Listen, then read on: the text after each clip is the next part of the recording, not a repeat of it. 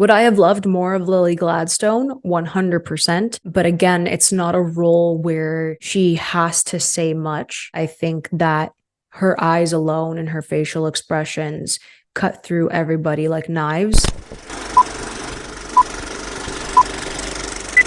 Hey everyone, welcome back to Candid Cinema. I'm Amanda, otherwise known as AMX NDA Reviews on Twitter, Instagram, and Letterboxd. Today I will be reviewing the new Martin Scorsese picture, Killers of the Flower Moon. But before I get into that review, I just want to give you all a huge thank you for supporting me and subscribing to me. I have hit 1,000 subscribers and I could not be happier running this channel and getting to know you all, and all of your comments have been amazing, and I enjoy making these videos and making content for all of you. So this just means the absolute world to me. I will keep pumping out these videos, these reviews, because you know, movies and television shows, they bring us all together. So I just want to say thank you guys so much for supporting me. I really do appreciate it. So now to get into Killers of the Flower Moon, directed by Martin Scorsese. If you guys are new here, he is my favorite director of all time. I absolutely love him. I loved The Irishman when it came out, and it's still one of my favorite films of all time. Today we're going to talk about another film that is going to surprise many. He is someone who can take a tragic story and subtly present it to the mainstream audiences, and people need to watch this. I can say that after reading the book by David Grann, I was completely taken aback by what had happened. Obviously, it's not in the school curriculum. We didn't learn certain things. And it comes down to that, you know, what's in our history books? What's in textbooks that we're teaching children? Because there's a large part of history that is just not taught. It's not shown.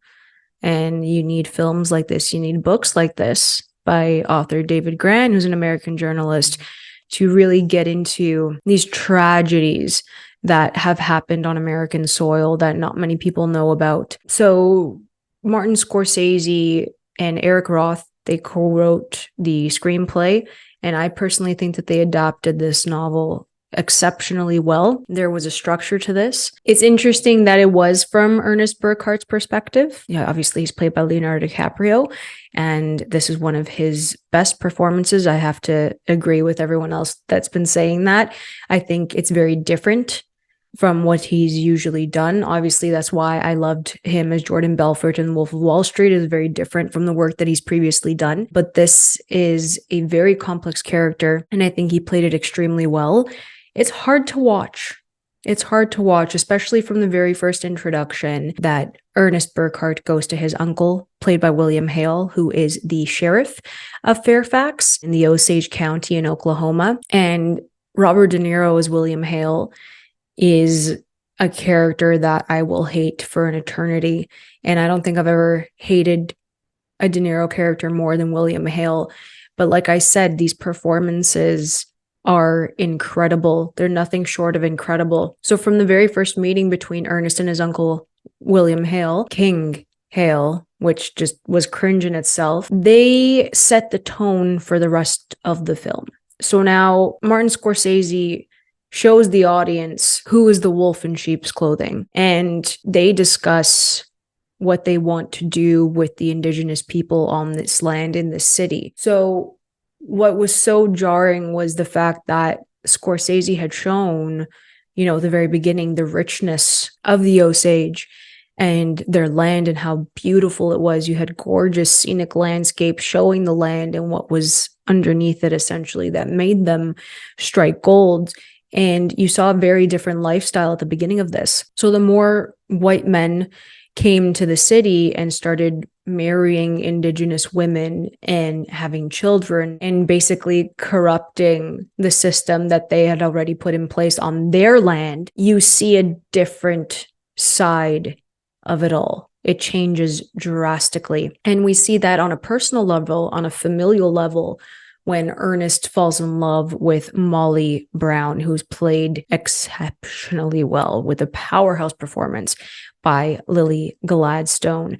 But again, it's the perspective of Ernest. He's not a likable character considering what he does. I will not spoil this, even though, Martin Scorsese does show his cards from the very beginning. He tells you what's going to happen between Burkhart and his uncle.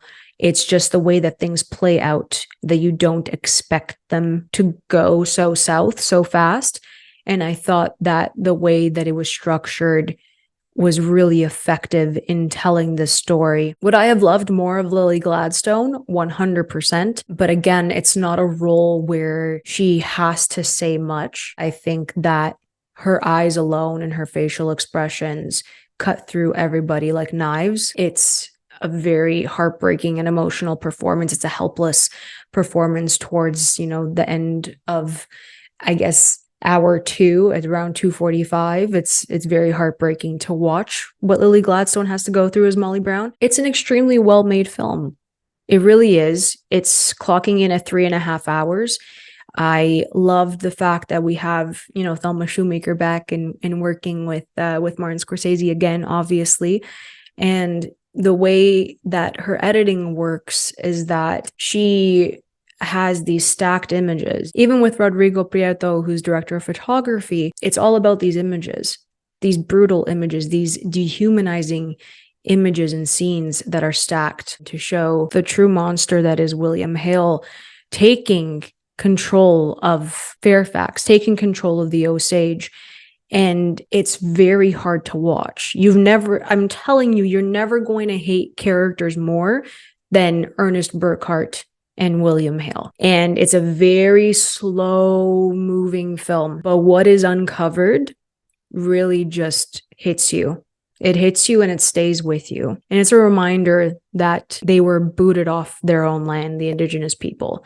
And it's devastating because this is just one story from one tribe. And I can imagine that there are countless others. It's educational, which is meant to be educational. That's the important thing for mainstream audiences. So please go watch this in theaters. I know it's clocking in at 3.5 hours, but it is definitely worth the watch. And I think that each hour is better than the last. The last 45 do drag out a bit. I think that has been what I've been struggling with, especially like reviewing the film and rating the film. It feels like a perfect film because of a very seasoned storyteller in Martin Scorsese. That is a given. Okay, it's a given. The man is exceptional. He is someone who really cares about the story that he's telling. And it's not only through the script, it's not only through his actors, but it's through the visual storytelling, the language, the images that he chooses to put on screen is very, very important. It's meticulous. There's a reasoning behind every single scene. And that's why it's hard. Because at 3:45, I couldn't picture anything being cut out of this. You needed every single shot, every single scene. You needed all of it. It's a very difficult watch. You have Jesse Plemons coming in later on as a member of the FBI. You have Brendan Fraser coming in as William Hale's lawyer. And for me, Jesse Plemons coming in comes in clutch in the third quarter, okay? He was very good with the little screen time that he had. For me, Brendan Fraser was good, but it was like an out of place character. I don't think his performance really meshed well with everybody else. So that was a bit like, it took me out of it at that point. It just continues to get more devastating for Molly Brown and her family. But yeah, I would give Killers of the Flower Moon a 4 out of 5. I was dancing around with 4.5 out of 5, 4 out of 5. It's still one of my favorite movies of this year. It's not really my favorite Martin Scorsese picture. There are many, many stories such as this one that have been tossed away, tossed to the side, and these voices need to be heard. And I think that Scorsese adapted David Grann's novel extremely well. Do I think that there could have been a different perspective here? Yes. I couldn't really sympathize with Ernest Burkhart, and that's the struggle while watching Killers of the Flower Moon. And maybe that's why I felt weird while watching this. It's a perfect film technically, but there's just something missing that's not connecting there for me. And I would have wanted more of Molly and to get inside of Molly's head a bit more, but she was fantastic. Lily Gladstone is the heart. She grounds it because the chaos and the betrayal and the deceit that is happening between Ernest and his uncle, De Niro and DiCaprio, is just on another level. And then you just get back to the heart of the Osage with Molly. And I think that that was really important as a grounding presence here. It made me very happy to see DiCaprio and De Niro back together sharing a screen as much as they did here. The last time that they shared a screen was, I think, either This Boy's Life or Marvin's Room. So it was back in the day with Leo. So I really enjoyed that. But yeah, I would give Killers of the Flower Moon a 4 out of 5. Please let me know if you guys are planning to watch it on Apple TV Plus, or if you're going to the theaters to watch it in IMAX. Let me know in the comments below. If you guys enjoyed this video, please like and subscribe. You can always follow me over at AMX NJ Reviews on Twitter, Instagram, and Letterboxd. And if you guys want to help me grow this wonderful channel, you can find out ways to do that in the bio below. I'll catch you guys next time. Keep watching movies.